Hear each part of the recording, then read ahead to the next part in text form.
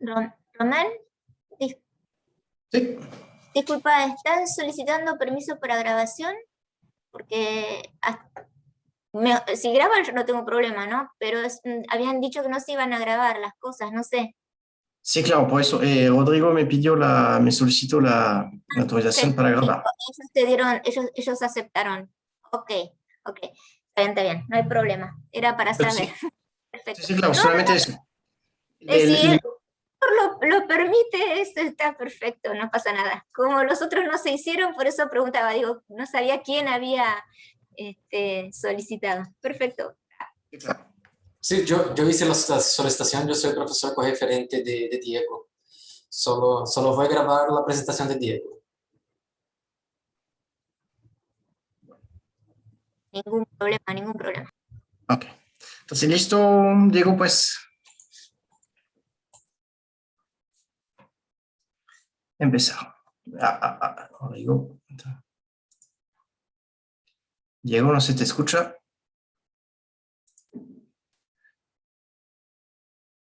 ¿Qué está pasando?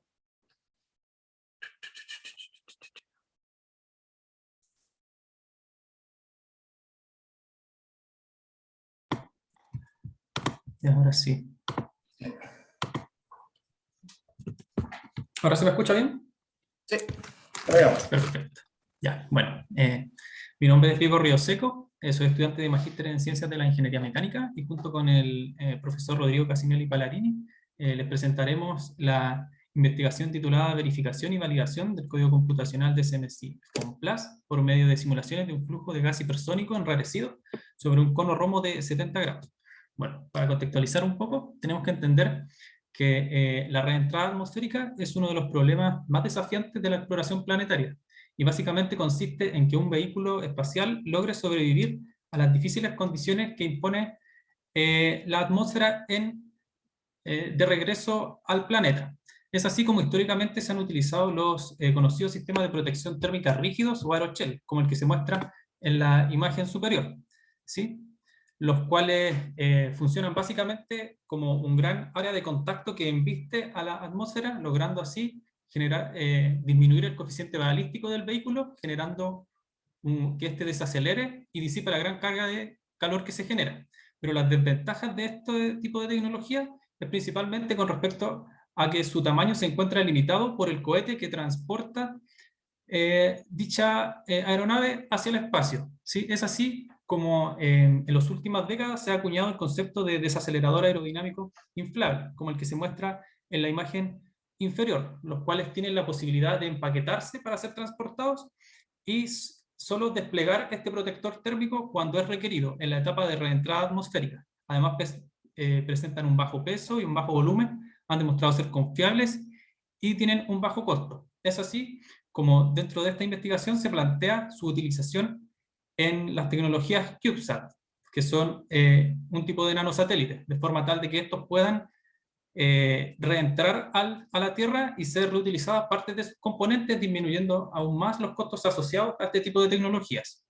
Es así como es requerido realizar simulaciones computacionales de los flujos que se generan sobre este tipo de estructuras, específicamente entre altitudes que van desde los 115 kilómetros de altitud a los 95 kilómetros, caracterizados por la generación de altas ondas de choque. El tipo de flujo que se presenta entre este rango de altitud es un flujo de gas hipersónico altamente enrarecido, o sea, con una muy baja densidad. Y es por ello que para resolver este tipo de flujos es requerido modelos moleculares que aproximen a la solución de la ecuación de Boltzmann. Y es el método de simulación directa Monte Carlo, de sus siglas DSMC, el método por excelencia para resolver este tipo de casos de reentrada atmosférica. Y se basa en los supuestos del caos molecular y en la teoría cinética de los gases diluidos. Y sus características principales son que cada partícula computacional simulada representa una gran cantidad de moléculas reales, el movimiento de las partículas se modela de forma determinista, mientras que las colisiones se tratan estadísticamente. Y el código a utilizar en estas simulaciones se llama DSMC FOAM+, que pertenece a la plataforma de OpenFOAM. Así, el objetivo de esta primera parte de la investigación consiste en validar el uso de este código computacional en la simulación de flujos de gas hipersónicos enrarecidos, propios de la reentrada atmosférica. Para ello, entonces, es requerido desarrollar un proceso de validación y verificación del código por medio, en este caso, se utilizará el caso de prueba de un flujo de nitrógeno que embiste a un modelo de sonda, de la sonda Mars Pathfinder, a un ángulo de ataque de 0 grados. Estas investigaciones fueron desarrolladas en el túnel de viento de baja densidad SR3, ubicado en el Centro Nacional de Investigación Científica de Francia. A su vez, se realizaron por parte de la NASA estudios por medio de su código computacional de SMC, titulado o abreviado como DAC, intentando reproducir las mismas condiciones de los experimentos, ¿sí? Las cuales son básicamente una velocidad de 1502.56 metros por segundo, lo que equivale a un Mach de 20.2, una temperatura de 13.32 Kelvin, una distancia libre media de 1.69 por 10 a la menos 3 metros y una densidad de 1.73 por 10 a la menos 5 kilogramos metros cúbicos. Y la incertidumbre máxima de las mediciones realizadas en forma experimental fue de un 10%. A su vez, en las imágenes inferiores se muestran tanto el dominio computacional como la malla computacional utilizada con el código de SMC FOAM+. Bueno, y ya entrando en lo que son los resultados del proceso de validación, tenemos que en la imagen se muestran los contornos de densidad adimensionalizados con respecto a la densidad del flujo libre, tanto en la dirección axial como radial, dado que los resultados son de tipo axisimétricos. En la parte superior se muestran los resultados obtenidos para en los experimentos realizados en el túnel de viento de baja densidad, mientras que en la parte inferior se muestran los resultados obtenidos con el código de SMC FOAM+. Se muestra que existe un buen acuerdo entre ambos resultados, tanto en la parte frontal como en la parte trasera. A su vez, en las siguientes imágenes se muestran los contornos de densidad en la parte izquierda, densidad dimensionalizada, temperatura total en la parte central y número de Mach al lado derecho para los resultados obtenidos con el código DAC de la NASA, que se muestra en la parte superior, y con el código de SMC FOAM+ en la parte inferior. Nuevamente se observa un buen acuerdo, en este caso, entre ambos códigos computacionales. A su vez, se realizaron validaciones por medio de comparación de las propiedades del flujo en distintas posiciones a lo largo del dominio computacional. Si fijamos el origen de coordenadas en la punta del modelo, tenemos que se realizaron mediciones, en este caso, del perfil de densidad adimensionalizado en X 0.095, que corresponde a una zona de expansión del flujo, y cuyos resultados se muestran en el primer gráfico, en X 0.015 metros, cuyos resultados se muestran en el segundo gráfico y corresponden a una zona de recirculación, en X 0.03 y X 0.06 metros, cuyos resultados se muestran en el último gráfico y corresponden a la zona de formación de la estela.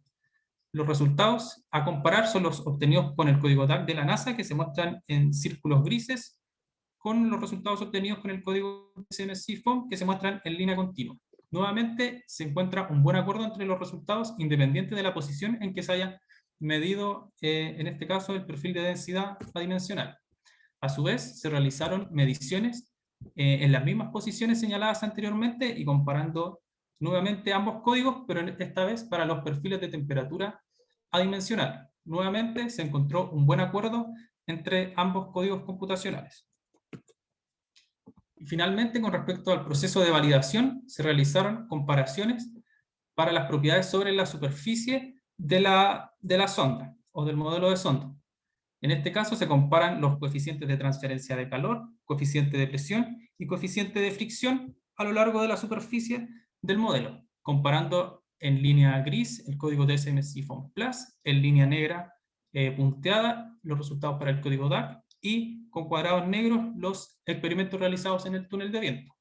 Se muestra un buen acuerdo entre los resultados para el coeficiente de transferencia de calor, salvo en las mediciones desarrolladas cuyas mediciones se realizaron con una termocupla número 4, que se ubica en esta zona.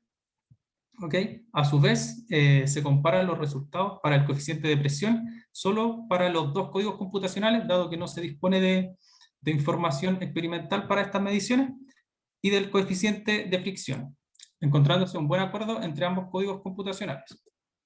Ya pasando al proceso de verificación, se tiene que este consiste básicamente en variar ciertos parámetros de las simulaciones computacionales a fin de observar la influencia de estos parámetros en los resultados obtenidos. Así, se compara el tamaño de la celda o la malla computacional, la cantidad de partículas simuladas por celda en promedio y el número de iteraciones totales desarrolladas, y se busca determinar la influencia de estos parámetros en las propiedades aerotermodinámicas sobre la superficie de la parte frontal del modelo de sonda.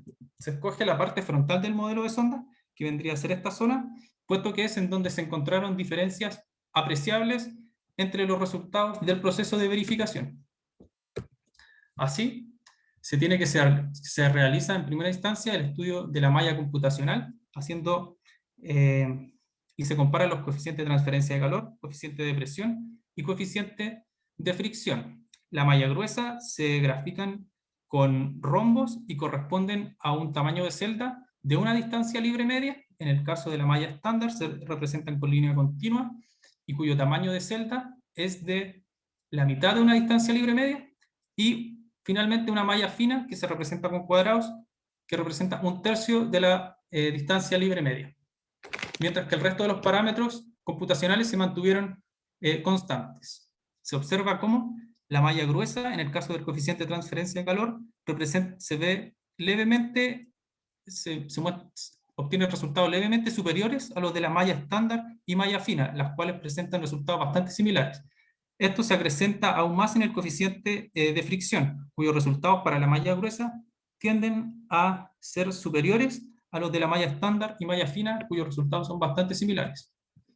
Pasando ahora al estudio de la cantidad de partículas por celda, tenemos que las simulaciones, igual que en el caso anterior, se compararon los distintos coeficientes sobre la superficie, haciéndose variar la cantidad de partículas por celda para 8, 12 y 16 partículas por celda respectivamente, manteniendo el resto de los parámetros constantes. En este caso, se puede verificar cómo los resultados fueron independientes de la cantidad de partículas por celda, dado que son bastante similares en cada uno de los resultados obtenidos, siendo prácticamente indistinguibles al hacer variar la cantidad de partículas por celda, o sea, el número de partículas. Y finalmente se estudió el estudio de la cantidad de iteraciones, en donde se realizaron simulaciones para un total de 100.000 iteraciones, representados con rombos, 200.000 iteraciones representados con línea continua, y 300.000 iteraciones representados con cuadrados, manteniendo el resto de los parámetros constantes. Se observa cómo el coeficiente de transferencia de calor para 100.000 iteraciones tienden a presentar una mayor dispersión de los resultados con respecto a las 200.000 y 300.000 iteraciones. Esto se acrecenta aún más para los resultados del coeficiente de fricción, donde para 100.000 iteraciones los resultados que vienen a ser los rombos se encuentran bastante dispersos en comparación con los resultados de 200.000 y 300.000 iteraciones. Bueno, en base a esto, podemos concluir del proceso de validación que se encontró un buen acuerdo entre los resultados obtenidos con el código DSMC FONPLUS y los datos experimentales y numéricos con los que se comparó. Del proceso de verificación tenemos que siempre que se respeten las buenas prácticas del método DSMC, los resultados condujeron a soluciones independientes de los parámetros analizados. Y basado en estos buenos resultados, es posible afirmar que el código DSMC FONPLUS se encuentra validado para su uso en flujos de gas hipersónicos enrarecidos, y con aplicaciones como la reentrada atmosférica de vehículos espaciales, que es lo que nos interesa en esta investigación. Y bueno, no me queda más que agradecer a las distintas organismos que hacen posible que hoy día estemos presentando. Muchas gracias. Gracias, Diego. Entonces tenemos un minuto de preguntas. Dejo la palabra al público. Marcela, adelante. Hola, muchas gracias por la presentación. Mira, quería consultarte, que me perdí en el momento que hablaste de iteraciones, en la última que hiciste como un análisis, ¿qué le pasaba con las iteraciones? ¿A qué te referís con iteraciones? ¿Son pasos temporales? ¿Son iteraciones de algún algoritmo de convergencia? ¿Qué es específicamente? Sí, son cuántos pasos temporales fueron necesarios desarrollar para que las simulaciones alcanzaran un estado estacionario de los resultados. Si bien estos métodos moleculares son incondicionalmente transientes, pero lo que uno hace Sí. es determinar, claro, las propiedades macroscópicas. Ok, perfecto. Sí, ahora se entiende por qué son más estables los que tienen más tiempo, digamos, de duración. Claro. Sí, sí, ok, Claro. perfecto. La Está idea bien, era, gracias.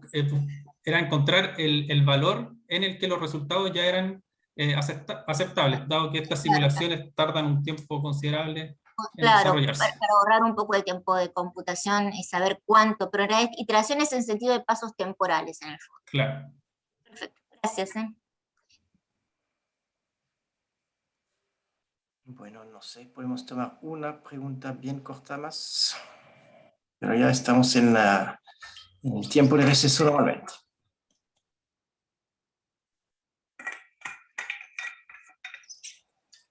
Bueno, lo dejamos así entonces. Diego, muchas gracias por tu presentación de Ok. nuevo. Gracias a ustedes. Tenemos la próxima presentación en 4 minutos.